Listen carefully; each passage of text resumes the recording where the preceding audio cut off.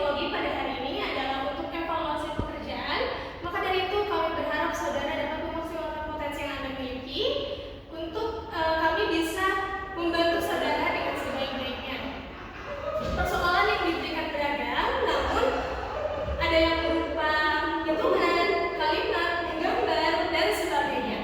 Namun sebelum itu akan kami jelaskan terlebih dahulu agar saudara dapat mengerjakan tes sebaik mungkin. Waktu yang diberikan terbatas.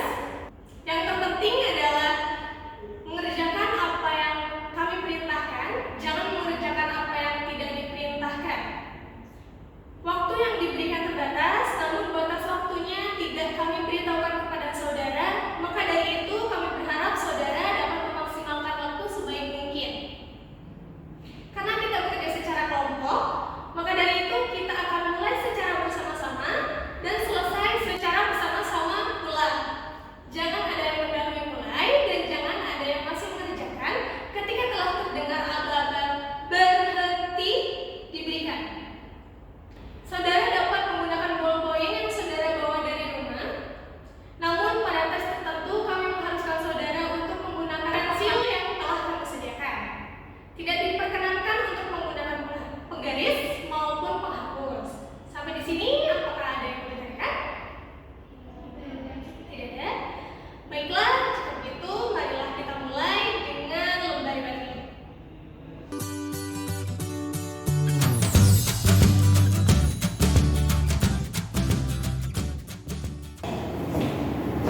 Baik, jika sudah kita lanjut ke pengisian lembar ini untuk termasuk pemeriksaan sekolah ini, melainkan untuk melengkapi berkas-berkas saudara menggunakan bolpen atau teman untuk mengerjakannya. Mari kita mulai.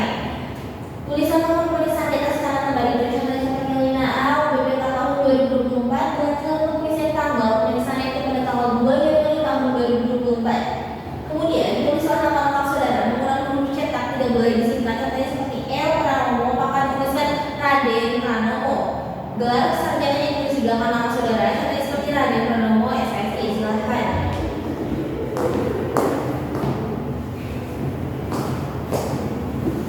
Jika sudah, boleh ditulis dengan huruf biasa, tidak perlu dengan huruf cetak. Selanjutnya untuk pengisian tempat tanggal lahir, tulisan tempat tanggal lahir saudara di mana saudara dilahirkan, beserta dengan bulan dan tahun lahir saudara. Selanjutnya ada jenis kelamin, coret yang tidak sesuai dengan jenis kelamin saudara. Selanjutnya ada agama, tulislah agama sesuai agama saudara. Selanjutnya ada status, coret yang sesuai dengan status saudara. Selanjutnya ada alamat, tulislah alamat lengkap saudara beserta dengan nomor rumah atau nomor HP jika ada. Tidak lupa dituliskan dengan nomor kode pos alamat saudara.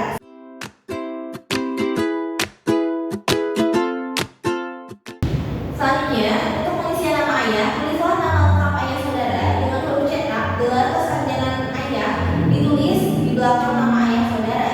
Jika ayah saudara sudah meninggal, maka dituliskan almarhum di belakang nama ayah saudara.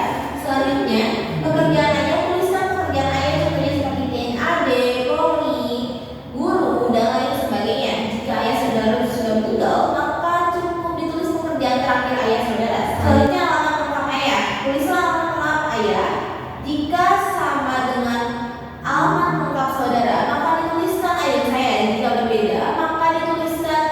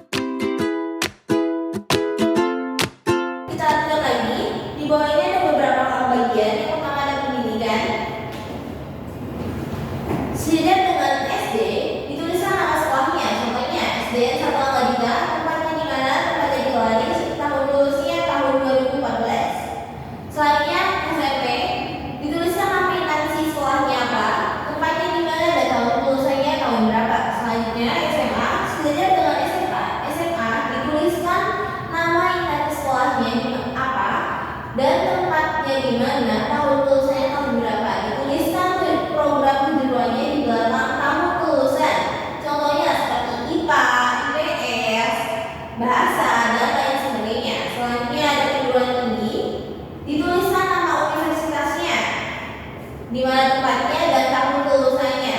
Jika saudara belum lulus, maka cukup ditulis semester berapa. Nah, yang kedua, ada kursus atau upgrading. Di sini ada beberapa kolom. Yang pertama ada macam, tempat, lamanya, dan instansi. Macamnya ditulis, contohnya seperti program tujuan computer upgrading, bahasa Inggris, bahasa Jepang, dan lain sebagainya. Nah, tempatnya di mana? Lamanya bulan berapa atau dari tahun berapa sampai tahun berapa, dituliskan instansinya. Contohnya seperti OS, privat, atau lain sebagainya. Jika saudara belum mengikuti kursus, maka cukup dicoret kolomnya. Contohnya seperti ini. Selanjutnya ada bagian pengalaman bekerja. Bagi saudara yang sudah bekerja, maka dituliskan macam instansinya, tempatnya di mana, dan lamanya berapa lama. Jika saudara belum bekerja, maka dicoret seperti ini juga. Selanjutnya ada kehidupan berorganisasi. Hanya diisi bagi yang mempunyai jabatan. Contoh nama organisasinya seperti mengikuti pramuka, pecinta alam, dan OSIS. Lalu lamanya dari berapa bulan atau tahun berapa sampai berapa. Tempatnya, tempat organisasinya diselenggarakannya di mana. Selanjutnya cukup 3 organisasi yang saudara anggap penting.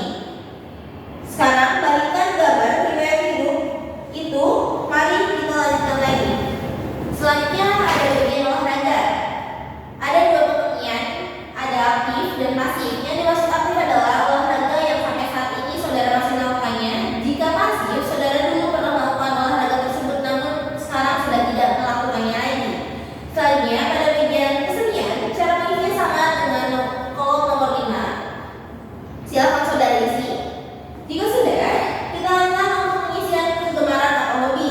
Yang dimaksud kegemaran atau hobi ini adalah kegiatan yang dilakukan di waktu senggang. Contohnya seperti memasak, berkebun, melukis, dan lain sebagainya. Jika sudah, kita lanjutkan untuk pengisian cita-cita.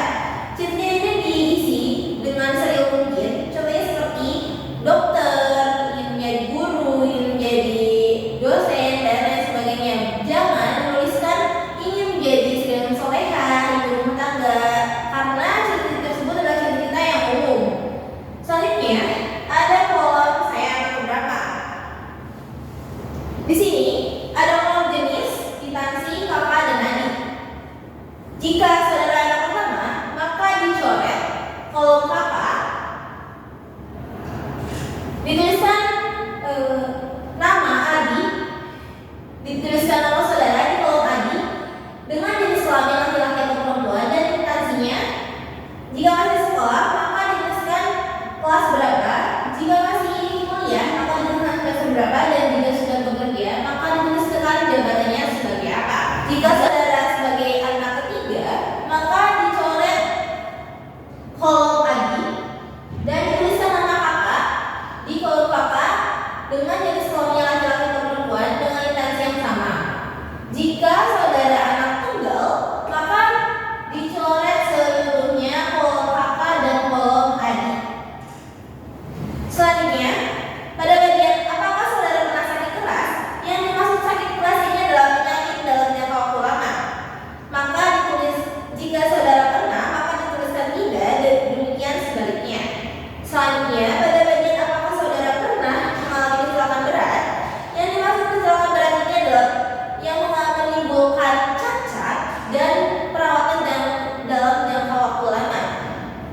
Jika pernah, coretlah tidak. Jika tidak pernah, maka coretlah pernah. Selanjutnya, pada bagian apakah pernah mengikuti psikotes? Yang dimaksud pernah mengikuti psikotes adalah psikotes sebelum ini. Dituliskan, dicoret yang jika pernah, coretlah tidak. Jika tidak, coretlah pernah. Baik, jika sudah selesai, letakkanlah lembar di sisi meja yang kosong untuk dikumpulkan. Sekarang kita akan melanjutkan dalam pemeriksaan psikologi sesungguhnya.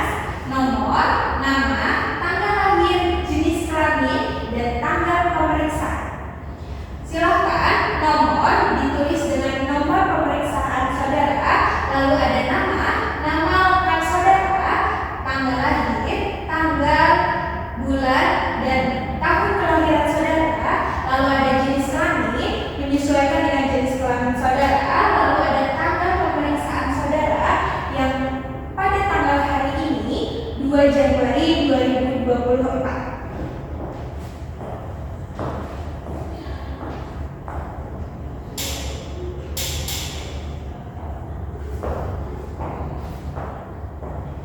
Baiklah saudara, jika sudah selesai, silahkan letakkan alat tulis saudara lalu perhatikan ke depan. Baiklah, bisa dilihat, silahkan balikkan kertas saudara demikian sehingga saudara menemukan halaman yang kosong. Perhatikan halaman yang kosong ini, halaman ini akan menjadi milik saudara. Tugas yang saudara lakukan adalah menggambar suatu pohon kayu. Saya akan menjelaskan pohon kayu yang tidak boleh saudara gambar. Yang pertama, ada jenis rumput. Itu bukan pohon kayu, jadi jangan digambar. Yang kedua, ada jenis pohon pisang. Itu bukan pohon kayu, jadi jangan digambar. Yang ketiga, ada jenis